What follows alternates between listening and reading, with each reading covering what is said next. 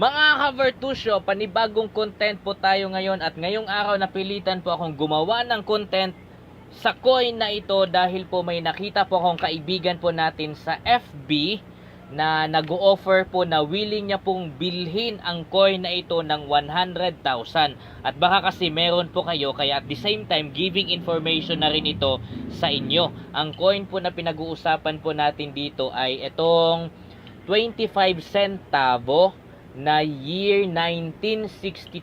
Baka kasi meron po kayo nito, yung mga tita, tito po natin dyan na makapanood po sa video na ito. Baka may naitabi po kayong coin na ganto at nalinis nyo po at kasing kinang katulad po nitong hawak ko po ngayon. 25 centavos po ito, lumang coin na po ito, 1962. Meron po tayong isang kaibigan na nagngangalang Tukmol TV. Pwede nyo pong i-search sa FB para makita nyo po siya. Marami po itong followers. Kumikita na po ito. At sabi nga niya, he is willing to offer a negotiation for 100,000 sa coin na ito. Kaya kung meron man kayo, sabay-sabay natin siyang i-message. Pero panoorin nyo muna itong video na ito dito sa Vertusyo. Yeah.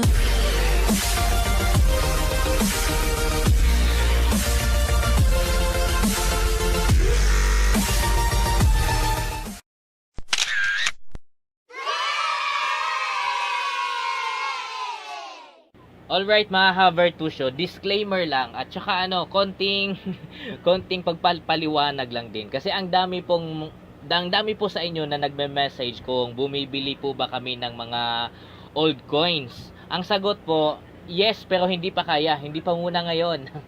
Hindi muna makakabili sa mga old coins na ito. Kasi nga, itong mga old coins na ito ay may malaking value nga po. Katulad nga ng sinabi ko sa inyo kanina na may naghahanap ng 100,000 po ang halaga po bawat isa ng ganito. Kaya nga ang lagi ko pong advice sa mga nag-o-offer ng ganto, dalhin po sa subastahan.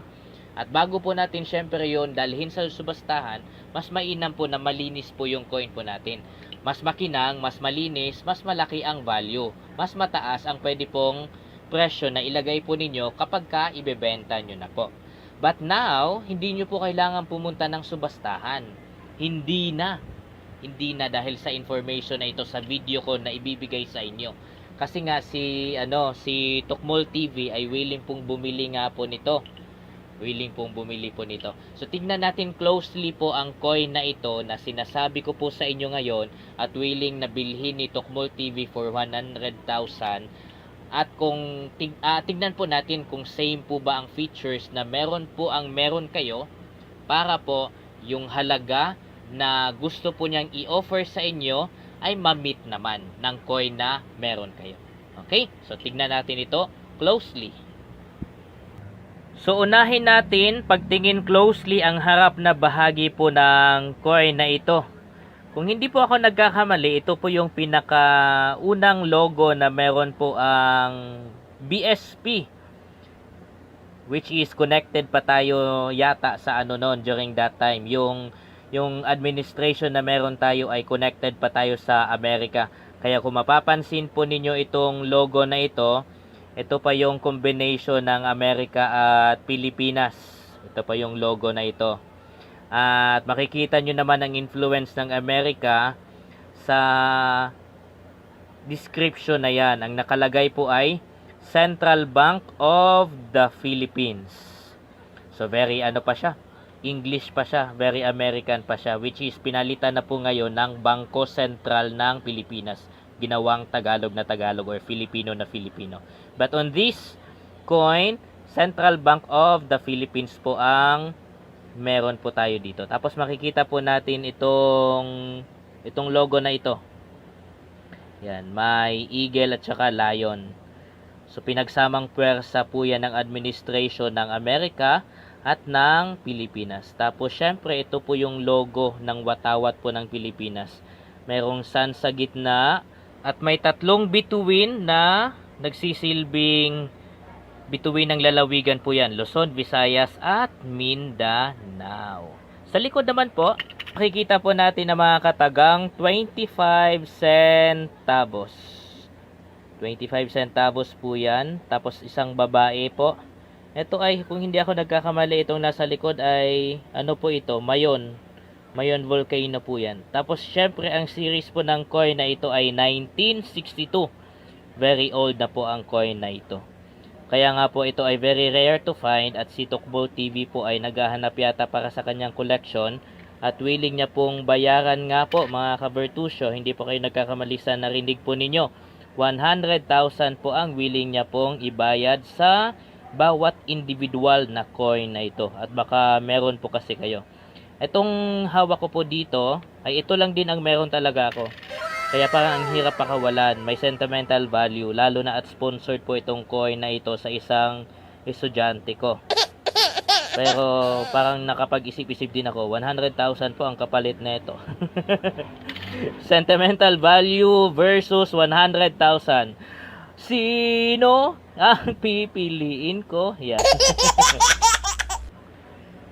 So ito po yung mga old coin na meron ako mga ka-Vertusio. Meron ako 1974, meron ako 1972.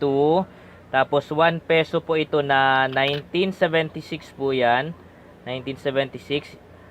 Tapos ito nga 25 centavos na 1962. Tapos meron din akong 5 pesos na 1993 naman po yan. So ito yung mga coin na very rare to find na. Old na po ito.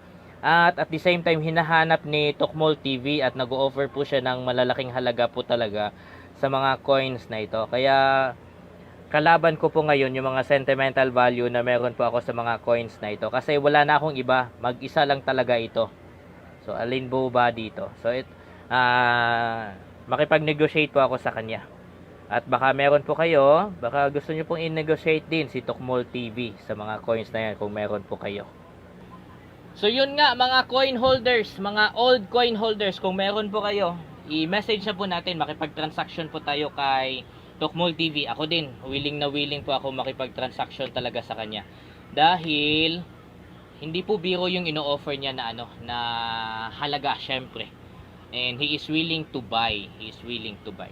Kaya kung meron man kayo sa mga nagtatanong po diyan, ito na po ang sagot sa mga tanong po ninyo. At huwag niyo pong kalimutan ha, follow niyo rin po ako syempre bago niyo po puntahan si si Tokmol TV. Mag-subscribe po kayo dito lang sa Vertu Show. Yeah.